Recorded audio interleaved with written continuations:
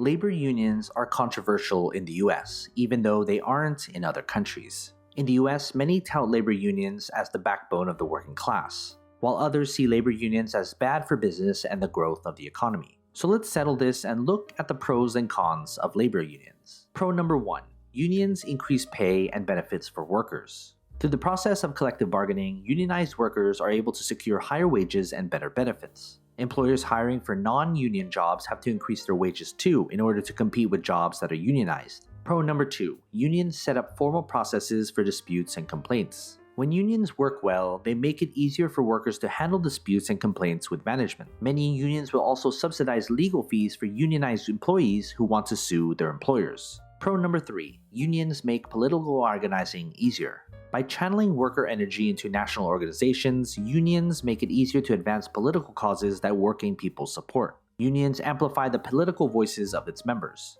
In general, unions help keep candidates focused on issues like the loss of manufacturing jobs and other blue-collar jobs. Pro number 4. Unions set the standard that extend to the rest of the economy. You can thank labor unions for giving you the weekend off. Labor unions also made workplace safety a thing and also created the 40-hour work week. Overtime pay and paid time off for mothers and fathers are all thanks to labor unions. But with all the good comes the bad of labor unions. Con number 1. Unions make it harder to promote great workers and get rid of bad workers. Unions tend to put a lot of influence on seniority. It makes it hard for superstar workers to make it to the top before their time. It also makes it hard for employers to demote or dismiss workers who are underperforming.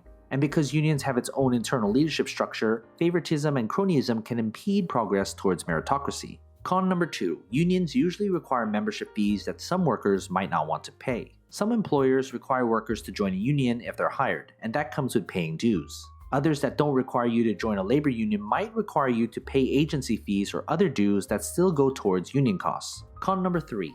Unions can lead to a closed culture that makes it hard to diversify the workforce and weed out bad actors. Unions have local chapters, and that comes with each unique identities. Teamsters and teachers might both be unionized, but union meetings probably look and sound different. Some unions have a closed culture, which can make it harder for outsiders such as women and minorities to feel comfortable joining. The closed culture can even lead union members to protect each other from scrutiny or even cover up member misconduct. Some labor unions can turn into organized crime syndicates, especially within blue-collar jobs. Does Jimmy Hoffa ring a bell? Con number 4. Unions can drive up costs and lead to an adversarial relationship between labor and management. Labor unions make labor costs go up for employers. This makes the cost of doing business a lot more expensive for businesses, which thus make products and services more expensive for the consumer. This is why most businesses do all they can to prevent workers from unionizing. Labor is usually the largest expense in any business, and a group actively trying to increase that cost can be seen as an enemy to business. Weigh the pros and cons of labor unions from the view of workers all the way up to investors in large companies. Follow the money, and you'll usually see what side of the labor union debate you fall into. So what are your thoughts about labor unions? Comment below. And as always, take care of your money.